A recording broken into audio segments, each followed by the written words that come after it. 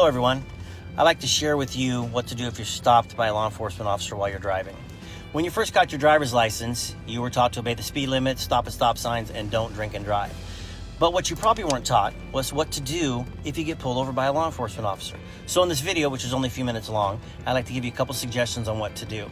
First of all, remember that there are many reasons you might get stopped by a law enforcement officer. It could be something as simple as letting you know that one of your brake lights are out or that you're driving crazy. So even though it's nerve-wracking, stay calm and please be patient. You wouldn't think so, but traffic stops are one of the most deadliest situations that law enforcement have to deal with. When we walk up to a car, we don't know who's inside or what's going on in the car, especially if we can't see inside. Because of that, there are certain things that make us nervous, things that send up red flags. And a good plan is just to help each other avoid them. For starters, if you have tinted windows, roll them down, all of them, front and back. We need to be able to see in the car. Also, when you're being pulled over and as the officer approaches your car, please keep your hands on your steering wheel. Don't put your hands in your pockets or reach for anything in the console or glove compartment. We don't want to see you leaning over and making any sudden movements or reaching for something under your seat. We don't know if you're going after a weapon or your paperwork, so please just don't do it. Same for your passengers. It's not that they have to put their hands up in the air or anything like that.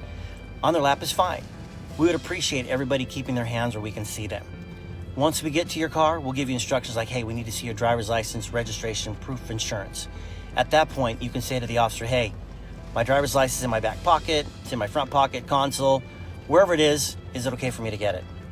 Then wait for our instruction. Don't reach for anything until you're instructed to do so. To make this go more smoothly, one of the things I recommend is having your vehicle registration and proof of insurance together in the same envelope. I personally use a case with a Velcro closure. I bought mine at a car wash. You can get them on Amazon for $5. And hey, if you got Prime, you got free shipping.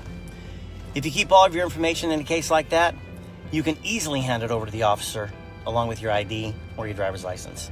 And a little hint for those of you that have the last 10 years of your registration and insurance renewals, throw them away. You don't need them. Having to dig through all those papers just makes this whole process take longer. You just need one, and that's the current one. Most of us will ask you if you have any guns, knives, hand grenades, bazookas. Not that you have any bazookas, but hey, it breaks the ice. Let us know if it's in your console, your front pocket, or wherever it is. But for goodness sake, please do not say, yes, I have one right here, and then start reaching for it. Don't do that. Wait for the officer to instruct you on how to proceed. And for those of you that have a CCW that allows you to carry a firearm, let the officer know right away while your hands are still on the steering wheel. We'll give you instructions on what to do. Once we have your license and other information, our dispatchers have to verify that everything is valid. Depending on how busy the dispatcher is with radio traffic and other calls, it may take a few minutes and it might feel like it's taking forever, but we want you to get on your way as soon as possible so please be patient. Hey, we understand that getting stopped is inconvenient, frustrating, or even scary. And you might get a ticket, and you might get a warning, and you're nervous. As I said, we're nervous too. Let's just be respectful to each other so that we can all go on our day when it's over. So the simple rule to remember is just this: no surprises.